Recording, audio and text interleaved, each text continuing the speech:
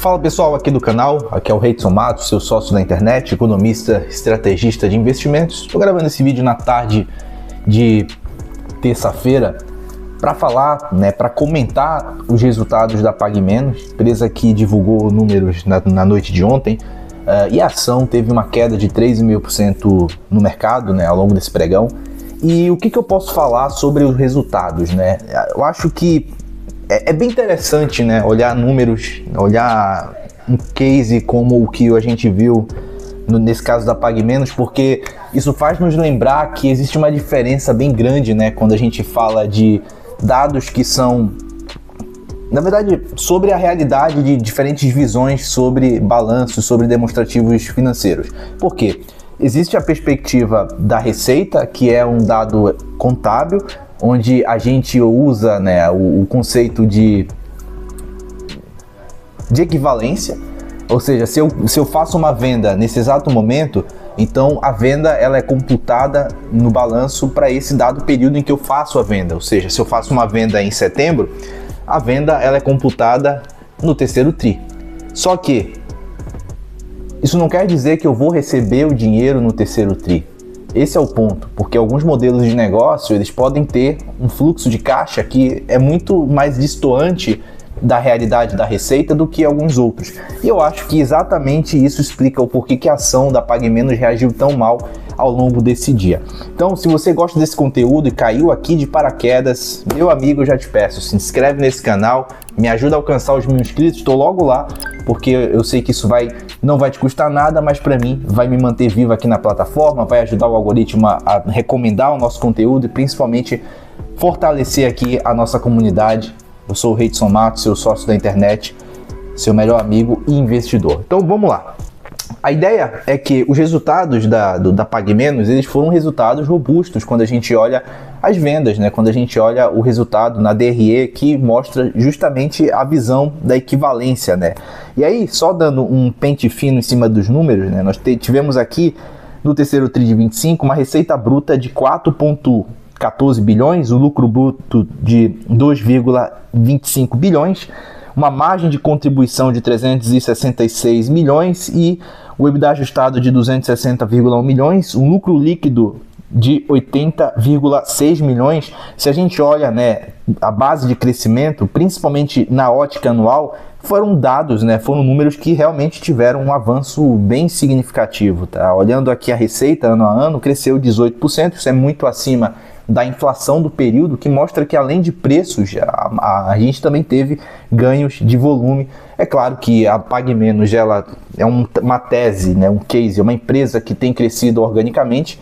principalmente nas categorias B, C e D, que são as categorias mais de acesso, mais baixa renda, em várias localidades ao longo do Brasil, principalmente no Nordeste, e claro que os números da receita bruta, eles têm colhido bastante crescimento de volume, não só pelo número de lojas que têm sido inauguradas ao longo desse período, mas também, principalmente, talvez um dos principais dados seja a venda média, A gente tem assistido vendas médias bem maiores aqui ao longo dos trimestres, e aí, inclusive, a venda média por loja ao longo do terceiro tri de 25 foi de R$ 831 mil, o que mostra uma alta de 17,3% comparado à mesma venda loja no trimestre do ano passado, que foi de 709 mil reais.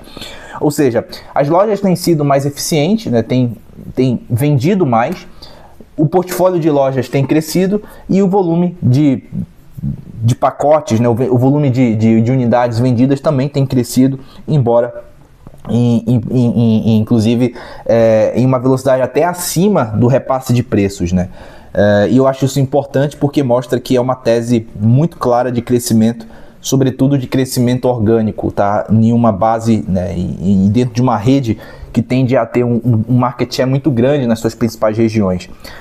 E aí, só mostrando aqui a evolução do perfil etário, a gente percebe que hoje o conjunto das lojas dentro do portfólio da PagMenos tem cada vez mais se transformado em lojas maduras, que são lojas aqui já com faturamento próximo de R$1 milhão. Então, no dado do último desse tri, a gente teve 91,8% das lojas como maduras, o que mostra uma evolução muito importante, A gente vê claramente nesse gráfico aqui que elas têm sido cada vez mais a maioria dentro do portfólio. São 1.667 lojas dentro da base da Pagamentos nesse exato momento.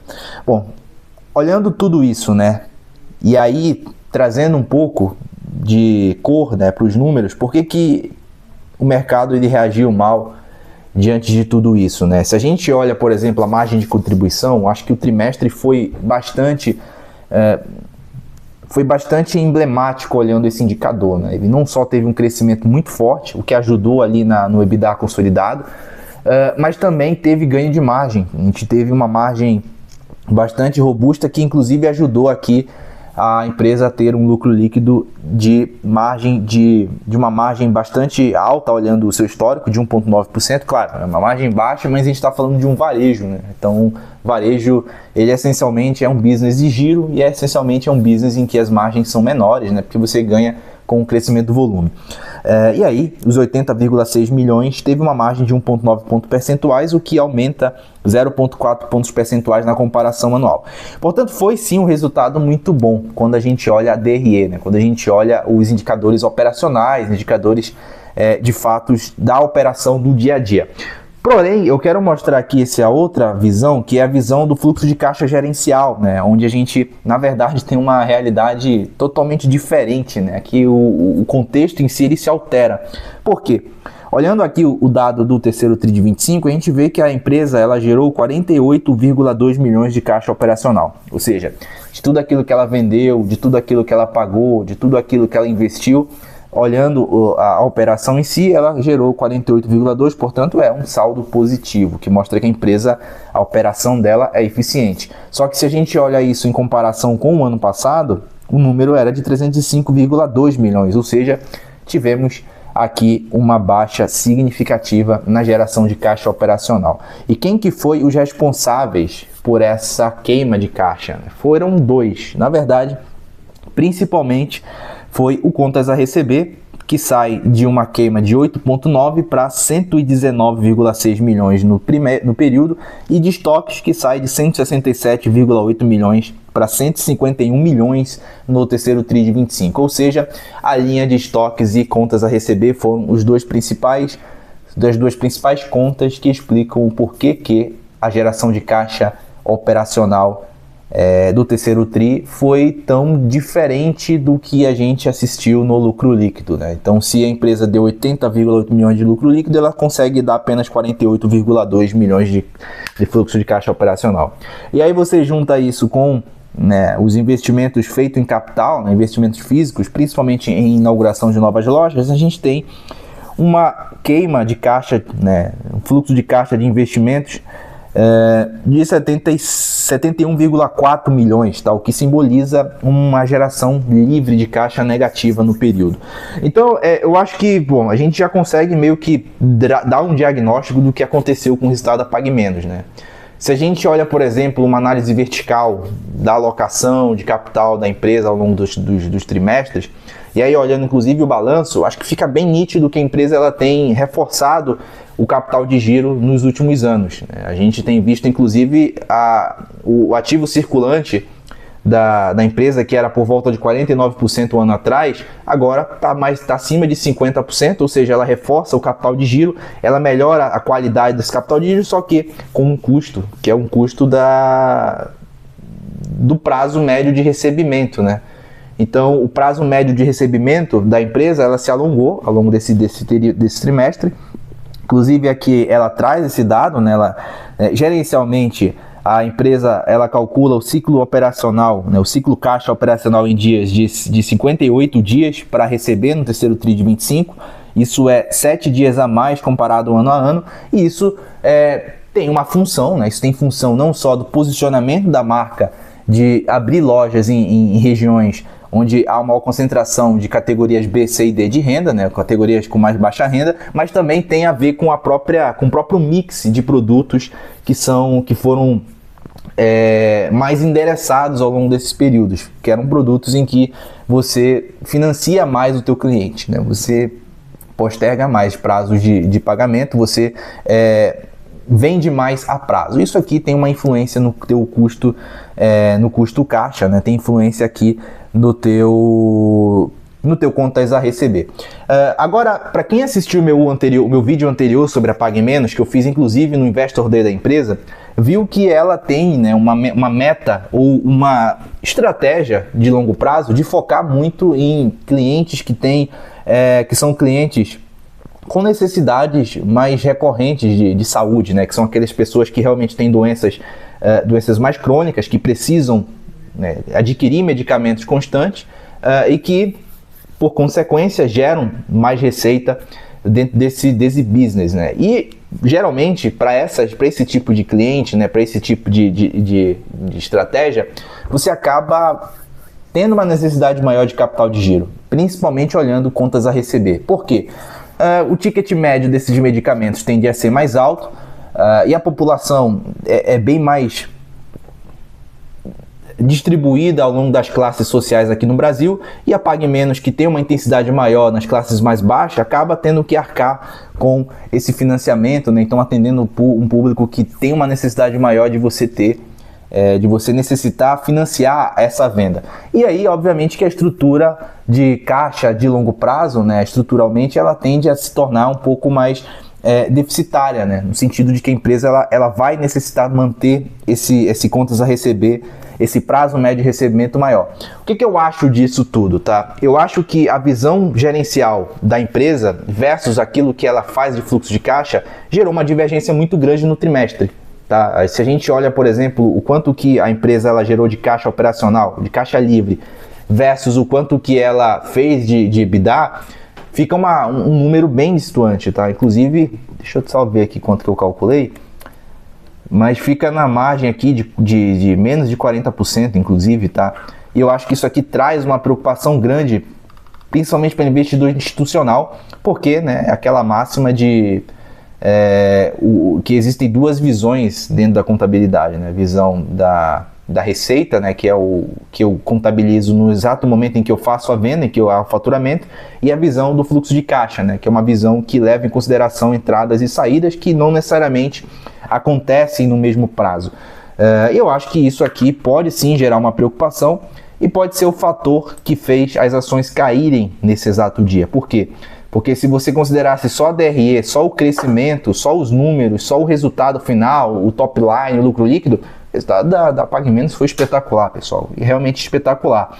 Números muito fortes, crescimento muito forte, que dão inveja para o setor como um todo. Inclusive a empresa ganhou marginalmente market share nas principais praças em que ela atua. Sobretudo, ela fortaleceu ainda mais a presença dela no Nordeste, o que mostra que a companhia ela permanece muito forte.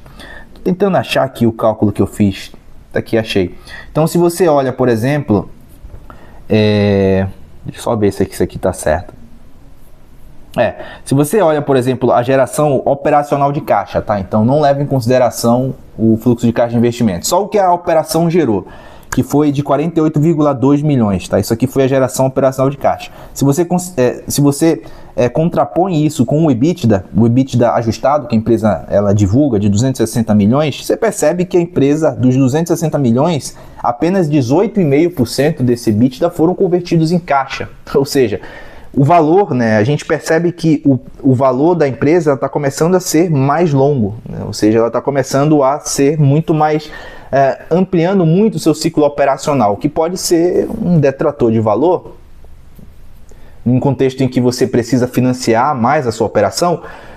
Isso vai ser verdade se a gente mantiver, né, essa taxa, primeiro, se o ROIC da empresa, se o retorno sobre o capital da empresa, ela continuar em níveis abaixo do custo de capital, isso aqui permanece como sendo muito ruim. Hoje o custo de capital da empresa está muito acima do ROIC. E o ROI da empresa foi de 1,8 no trimestre, dá mais ou menos 7,6 anualizado. Isso aqui também está muito abaixo do custo de capital. E uma parte disso tem a ver com essa estrutura aqui de uma empresa que tende a ter um ciclo operacional cada vez mais longo. Se a gente vai operar com ciclos operacionais cada vez mais longos nos próximos trimestres, é uma pergunta que vai ficar no ar, né? A gente vai precisar ter melhores dados, inclusive vou precisar voltar aqui, fazer um vídeo melhor estruturado para vocês, porque nesse exato momento eu realmente quis dar só uma leitura do resultado, dos números em si, do porquê que eu achei, do porquê que eu considero ser o motivo das ações terem reagido mal, mas o fato é que a empresa ela está sinalizando que vai realmente ser mais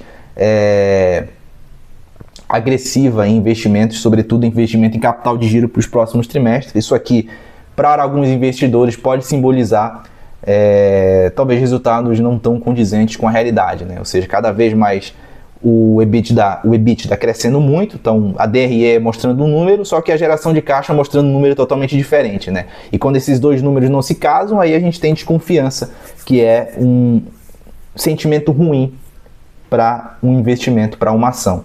Então, só para finalizar o nosso vídeo, eu queria só falar da questão do endividamento, né, no caso da alavancagem financeira, que eu acho que isso aqui foi um dos principais pontos do resultado e que eu acho que a empresa ela endereçou muito bem ao longo desse período. Inclusive, ela sai de uma alavancagem de 2,8 vezes no terceiro tri de 24 para 2,5 vezes ao final desse trimestre de 25. É uma redução de 0,3 pontos percentuais, acho isso importante. A empresa ela começa a se tornar melhor aqui em termos de estrutura de capital, ainda há um caminho a ser percorrido, mas o fato é que a gente já enxerga uma trajetória positiva, né? E também o número do follow-on, né? O quanto que a empresa ela arrecadou na última oferta subsequente, que foi inclusive algumas semanas atrás, a empresa ela arrecadou ali... Nossa, onde é que eu coloquei isso aqui? Tá, a empresa ela arrecadou 243,5 milhões e esse número só vai entrar no quarto tri de 25. Ou seja, essa dívida líquida sobre EBITDA que está no relatório da PagMenos e que o mercado está veiculando, ele é uma dívida líquida que não considera o número do follow-on, que é importante, que deve ser considerado. E aí nesse gráfico, no caso nessa tabela que eu mostro na tela, eu faço o ajuste, tá? E a gente...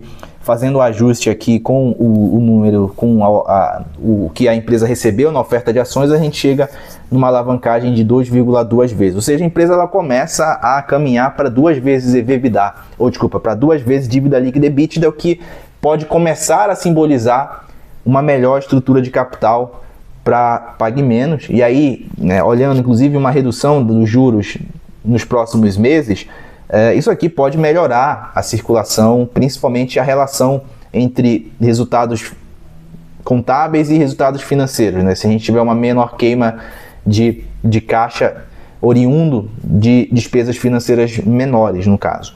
Então, acho que em termos de alavancagem positivo, né? Acho que a empresa ela fez um trabalho bom. E olhando agora o EV/EBITDA final, a empresa ela é avaliada, já fazendo aqui os ajustes com o capital do follow-on, algo próximo a 5 vezes EV/EBITDA. Acho isso um preço que é barato para o tanto de crescimento que a PagMenos tem entregado. Acho que o preço em si ele traz uma simetria que começa a ser bastante positiva. Sim, eu acho isso. E acho que vale uma aposta na ação da PagMenos, olhando aqui os próximos trimestres, tá? O que mais prejudica ou tira um pouco do brilho do papel ou da segurança investir em PagMenos hoje? Na minha leitura, a volatilidade dos lucros, né? Os lucros líquidos da PagMenos hoje são muito voláteis. E eu acho que enquanto a empresa ela não conseguir melhorar os resultados em termos de reduzir a volatilidade dos lucros, em dar uma consistência melhor, principalmente olhando um case de saúde, acredito que a ação ela vai permanecer como um papel muito volátil, que foi inclusive o que a gente viu ao longo desse pregão, né? O papel que estava, inclusive abriu com uma alta e fechou o dia aqui com uma queda de 3,5%. Bom, minhas impressões foram essas. Acho que o resultado, embora muito robusto, deixou a desejar por conta da queima de caixa muito forte. Agora eu quero te ouvir, o que você acha, o que você pensa, você compra PagMenos, você vende PagMenos? Comenta aí, curte o vídeo, compartilha e principalmente se inscreve no canal. Obrigado demais pela audiência e nos vemos na próxima. Um forte abraço.